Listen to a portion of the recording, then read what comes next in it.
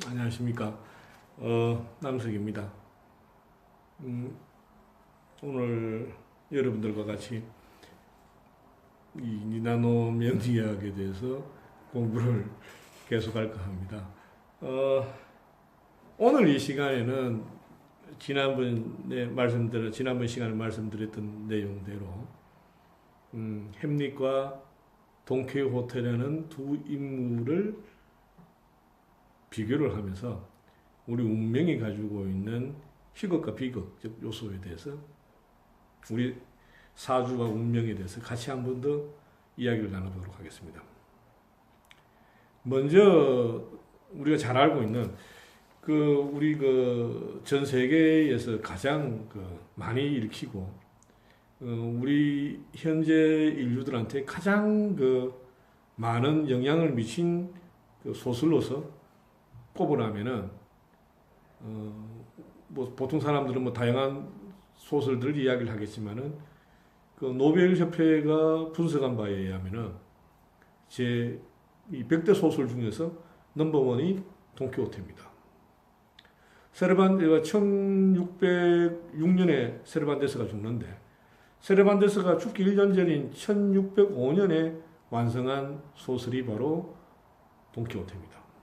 이 돈키호테는 두 권으로 연작으로 되어져 있는데, 이 돈키호테에 대해서는 여러분들이 대충은 다들 읽어보셨을 것이고, 그 스토리 또한 알고 계실 것입니다. 그리고, 세르반테스가 지은 돈키호테와 아주 비슷한 시대에 만들어지는 써졌던 또 소설이 바로 햄릿입니다. 이 셰익스피어가 지은 이건데, 이 햄릿은 1601년에 퇴고가 됐다고, 완성되었다고 이야기를 합니다. 물론 그 전부터 씌어졌겠죠. 돈키호테도 마찬가지겠습니다만. 그런데 1601년에 완성이 되었지만은 실제로 무대에 오르는 것은 한 7, 8년 뒤에 공연이 되었다. 첫 공연이 되었다고 이야기가 전해집니다. 그래서 우리가 잘 알고 있기로는 돈키호테의 소설은 돈키호테라는 인물과 돈키호테의 소설 속에서의 내용들을 보면은 상당히 희극적인 요소가 많다라고 생각합니다. 그 다음 햄릿을 우리가 이야기할 때는 굉장히 어둡고 음울하고 덴마크의 왕정에서 일어나고 있는 그러한 비극의 비극이라고 우리가 이야기를 하고 있습니다. 그러니까 완전히 스페인의 자개라는 태양과 덴마크 북부 쪽의 덴마크의 음울한 환경 배경의 완전히 다른 공간적 배경을 또 가지고 있습니다. 그런데 중요한 이야기는 우리가 알고 있다시피 돈키호테를 희극으로 보느냐는 의미입니다. 모든 사람들이 돈키호테를 희극으로 봅니다. 왜냐하면 돈키호테가 여러 가지 스토리 속에서 일어나는 사건들이 참으로 희극적일 수밖에 없는 이야기들이 많기 때문입니다. 그럼 기사도 소설에다가 이 심시를 해가지고 돈키호테가 아주 충직한 산초를 데리고 하인 산초와 같이 이 공주를 구하러 떠나는 여행에서 출발을 합니다. 풍차를 거인으로 보고 공격을 하다가 그냥 풍차에 날아가가지고 다치고, 또 양떼를 몰고 가는 목동 4명을 장군으로 보고 양떼를 그냥 백만대군으로 보고 그냥 돌진하고, 양떼 몰고 가는 목동들한테 맞아 죽을 뻔하고, 이러한 사건들을 겪어가는 과정에서 이 굉장히 희극적 요소가 많지만은 굉장히 세르반테스의 깔아진 내면의 스토리는 굉장히 비극적 요소입니다. 그럼 비극적 희극입니다. 비극을 바탕으로 한 희극을 그려낸 것이 세르반테스의 역작입니다. 셰익스피어는 햄릿이라는 아주 음울한 왕정 속에서의 자기 어부도 아버지와 자기 삼촌이 자기 엄마와 결혼했는 그러한 그 상황을 자기 아버지를 독살하고 왕위를 찬탈하는 그 삼촌에 대한 복수에 대한 스토리가 햄릿이 그냥 엄울하게 끌고 갈 수밖에 없는 그러한 그 이야기인데, 햄릿은 정말 불행 속에 불행을 이야기하고 있는 겁니다. 그렇지만은 깔아져 있는 내면적 모티브는 다 불행입니다. 돈키호테의 행동을 희극으로 볼 수도 있지만은 그 희극 속 이면에서 그 나타나는 그 애잔함은 그건 비극입니다. 사실 실제 비극이고, 다만 비극을 희극으로 좀 이렇게 희화했다고 봐야 되는 겁니다. 그리고 햄릿은 비극을 더 강한 비극으로 희화한 겁니다. 우리는 이 두 가지 소설에서 우리가 사람들이, 우리 현대인들이나 우리 인간들이 어떤 것을 더 원하느냐, 선택을 하려고 하느냐를 이 성향을 볼 수가 있는 겁니다. 그런데 대개 다 사람들은 햄릿보다는 돈키호테의 그 쾌활함, 그 기발함을 더 선호합니다. 왜냐하면 자기 자신이 좀 비극적인 상황이지만 그것을 비극으로 인식하지 못하고 그냥 그 행복으로 인식할 수 있는 그러한 이 사고 기제를 더 선택을 하는 경향이 높다는 의미하는 겁니다. 만약에 인간들이 햄릿을 선택을 한다면은, 햄릿을 돈키호테에 앞선다면은, 그럼 굉장히 억울한 사고 형태를 가진 사람으로 봐야 된다는 겁니다. 불행한, 너무 그 불행에서 빠져서 벗어나지 못하는 그러한 존재로 봐야 되는데, 우리는 이 두 소설 속에서 두 인물을 비교를 해볼 수가 있다.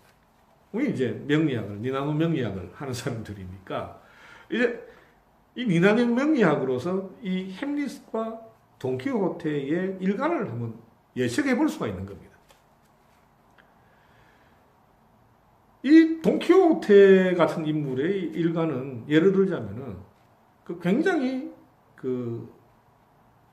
이렇게 어두운 구석이라고 없는 그러한 그 일간을 가졌다고 봐야 될 것 같습니다. 그래서 간단하게 이야기하자면 화일간일 가능성을 우리가 염두에 둘 필요가 있는 겁니다. 그리고 햄릿 같은 경우는 정반대로 âm 울하고 이중적 성격을 가진 이 성향으로 봐야 되기 때문에 수일간을 가졌다라고 우리가 내다볼 수가 있는 겁니다. 수일간은 그 속을 들여다볼 수 없기 때문에, 임계수 일간은 속을 들여다볼 수 없기 때문에 상당히 이중적 성향을 가지게 됐다고 볼 수가 있는 겁니다. 그런데 화일간을 가진 사람들은 대개 다가 이중적 성향을 가질 수가 없습니다. 왜냐하면 다 드러나야 되기 때문에, 불이란 것 자체가 감출 수 있는 것이 아니기 때문에 속이 다 들여다 보일 수밖에 없는 그런 성품들을 가진 사람들입니다. 그러면 조금 더 우리가 더 들어가면 이 두 사람들은 약간 정신적인 그 면에서 조금 문제들이 가진 사람들입니다. 우리는 그 명리학에서 신살류에서 보면은 귀문관살이라는 그 신살류를 공부를 하게 될 겁니다. 그렇다면 그 햄릿의 경우는 그 자일이나 자수일간이나 아니면 해수일간의 경우에, 자수는 유금에서 태어나는 것이고 해수일간의 경우에는 진년에 태어나는 경우, 이게 이제 귀문관살이 만들어지는 그러한 해가 됩니다. 그리고 돈키호테 같은 경우는 그 사화일 때는 이 술년, 무술을 할 때 술년, 그리고 오화일 때는 축년에 태어나는 경우가 귀문관살이 만들어지는 겁니다. 그래서 정말 일지대 연지로 이렇게 귀문관살이 이루어지는데, 그러니까 이 햄릿 같은 경우는 수일간으로 보는 것이고, 해자일간으로 보는 것, 자해일간으로 보는 것이고, 돈키호테 같은 경우는 사오일지로 봤던 겁니다. 일지로 봤던 겁니다. 일간이 아니고 일지죠. 햄릿도 자수와 해수 일지로 봤고, 이 돈키호테도 그 사화와 오화로서 그 일지로 봤던 겁니다. 이 두 사람이 가지고 있는 그러한 이 사주로 우리가 이 사람들의 행동으로서 이 사주를 볼 수가, 추정해 볼 수가 있는 겁니다. 그런데 이 스토리들의 두 스토리의 결말은 각각 다르게 납니다. 돈키호테가 이제 병이 들어서 집으로 돌아가서 이제 그 병으로 이 산초하고 나머지 하인들에게 자기 재산을 다 물려주고 혼자 죽는 걸로 이 희극이 끝이 납니다. 비극 속에 희극이 끝이 납니다. 그렇지만 햄릿 같은 경우는 완전한 비극의 형태를 띠고 있기 때문에 자기 친구 호레쇼라는 그 친구 하나를 제외하고는 햄릿과 오피리아라든지 자기 아버지 이런 식으로 모든 거기에 나오는 극 중에 거의 대부분의 사람들이 다 죽임을 당하는 그 비극으로 이 막을 내립니다. 우리는 운명을 이제 이 두 인물들의 소설 속의 인물들을 통해서 인간의 비극이, 인간의 또 희극이 인간의 운명에 미치는 영향들을 가늠해 볼 수가 있는 겁니다. 본능적으로 인간은 비극적인 비극을 피합니다. 그런데 또 한편으로는 비극에 대해서 완전히 발을 빼지는 못합니다. 돈키호테와 마찬가지로. 희극을 원하면서도 그 비극이 자신이 가지고 있는 운명이라는 것이 가지고 안고 있는 근본적인 비극적 성향을 털어내지 못하기 때문에 돈키호테를 또 사랑하게 되는 겁니다. 왜냐하면 돈키호테가 가지고 있는 그 성향 자체가 우리 인간들이 원하는 성향 그대로를 잘 나타내고 있다고 봐야 되는 겁니다. 그래서 우리는 이 두 가지 소설에서 우리가 살아가야 하는 어떤 과정 속에서의 비극과 희극에 대한, 그리고 우리가 희극을 원한다 해서 무조건 희극을 원하는 것이 아닌 그 속에 깔아져 있는 비극적 성향에 우리가 끌린다는 것, 매력을 끌린다는 것. 우리가 맛에 있어서도 단맛을 끌기 위해서는 짠맛이 들어가야 되는 것과 동일한 원칙입니다. 맛의 기준은 어떤 맛이든 간에 간입니다. 간이라는 것은 짠맛을 기본으로 합니다. 맛의 기본은. 이 맛의 기본이 짠맛이듯이 인간 운명의 기본은 비극입니다.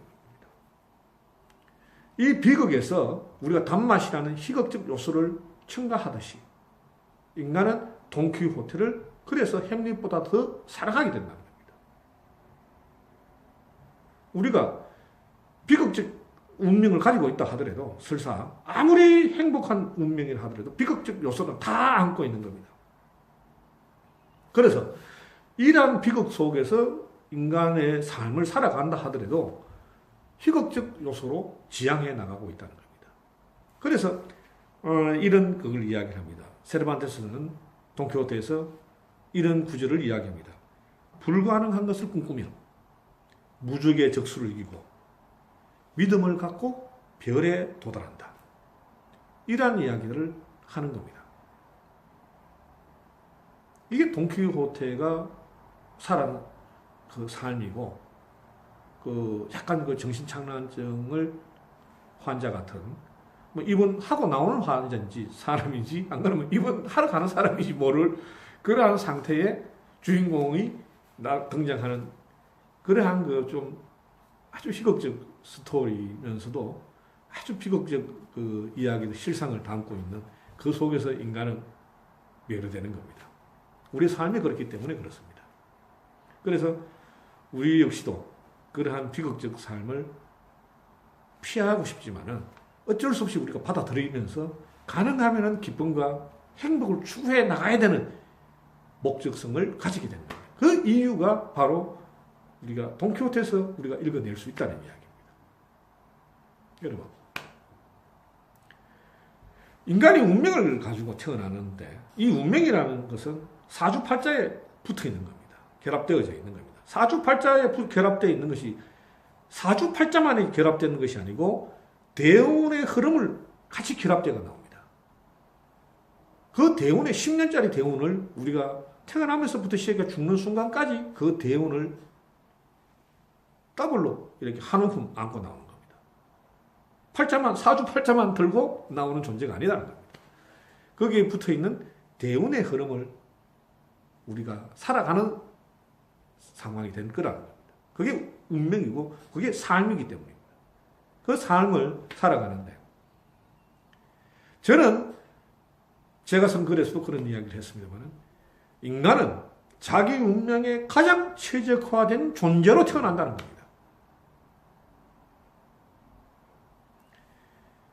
자기가 가지고 있는 사주에 가장 적당한 모습으로 이 세상에 태어났다는 겁니다. 이 현생을 살아간다는 겁니다.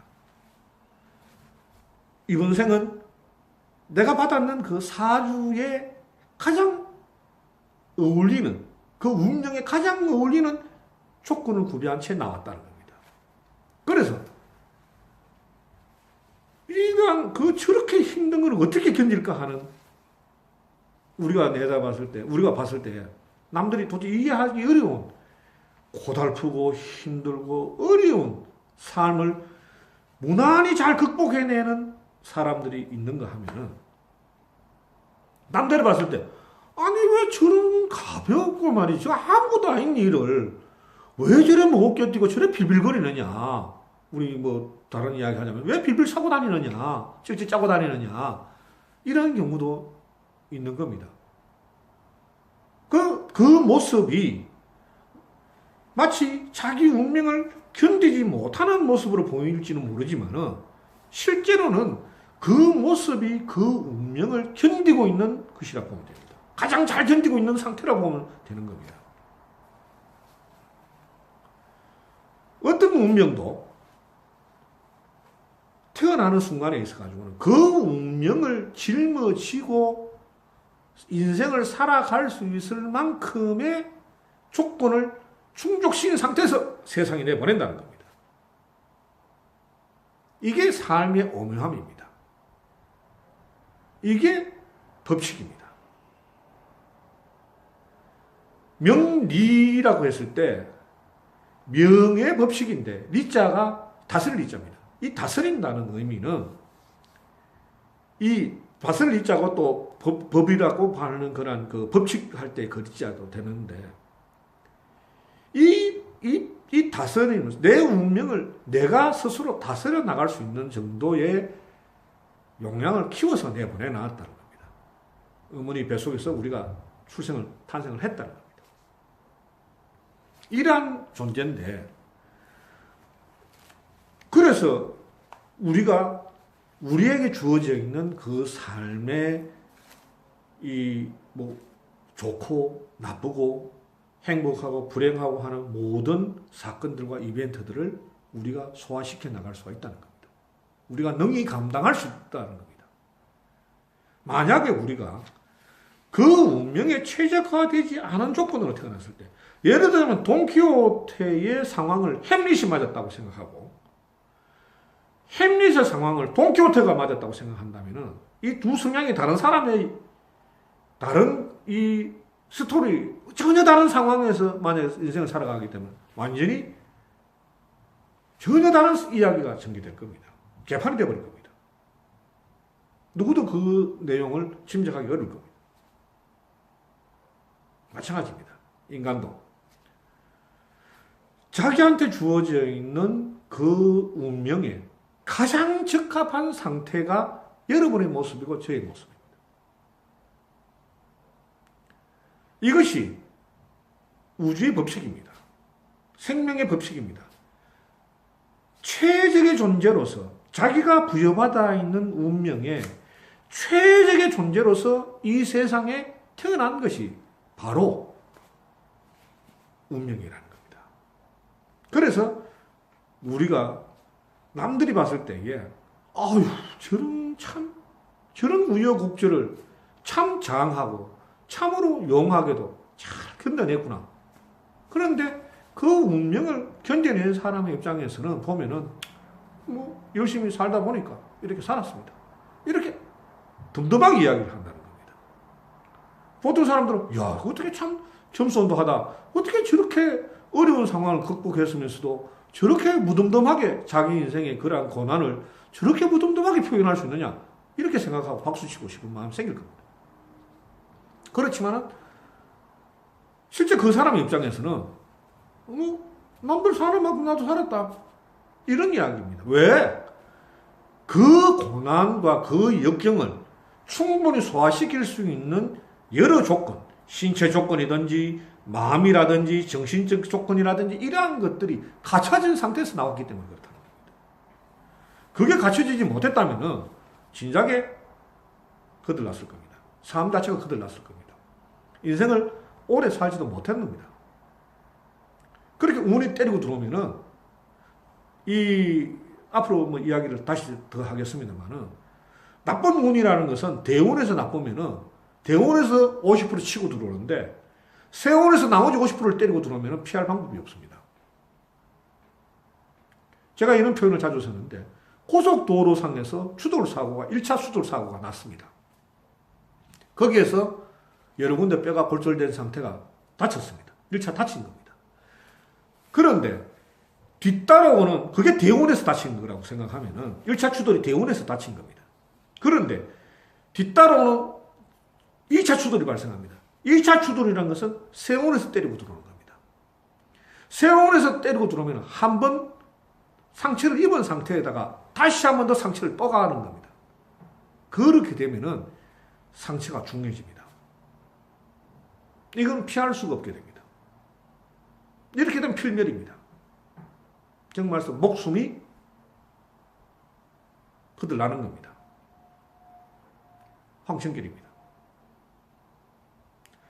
그래서 이러한 운을 우리가 나쁜 운을 안 그러면 좋은 운을 이렇게 거듭 만날 수 있는 것 우리가 그 돈 많은 사람들을 뭐 부러워하고 뭐 그룹의 회장들을 부러워하고 뭐 아주 뭐 대기업의 임원을 부러워하는데 그 사람들은 칼날 위에서 하루하루를 살아가는 사람들입니다.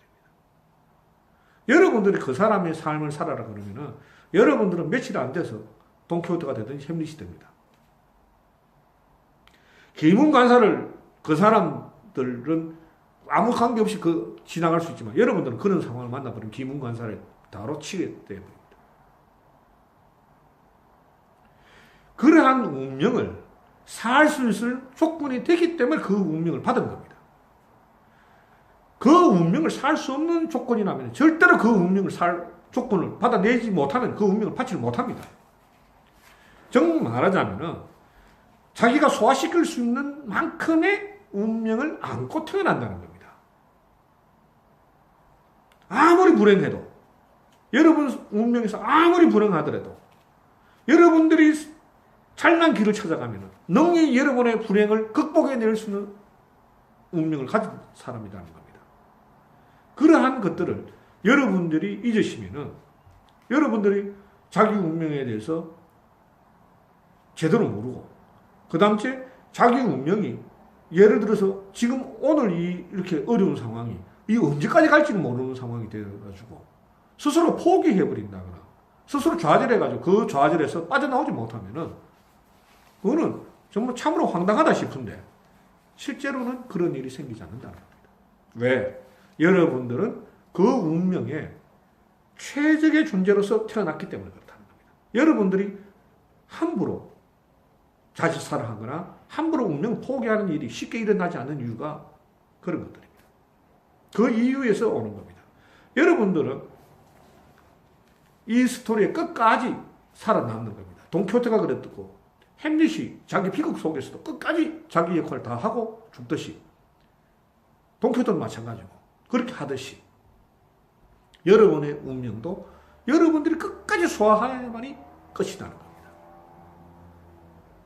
이러한 점들을 우리가 오늘 이 시간을 통해서 인간의 운명과 비극과 희극 그리고 운명에 최적화된 존재라는 것이 어떤 존재인가에 대해서 우리가 다시 한 번 더 깊이 생각할 수 있는 기회가 되었으면 하는 것이 제 바람입니다. 여러분 다음 시간에 또 뵙겠습니다. 감사합니다.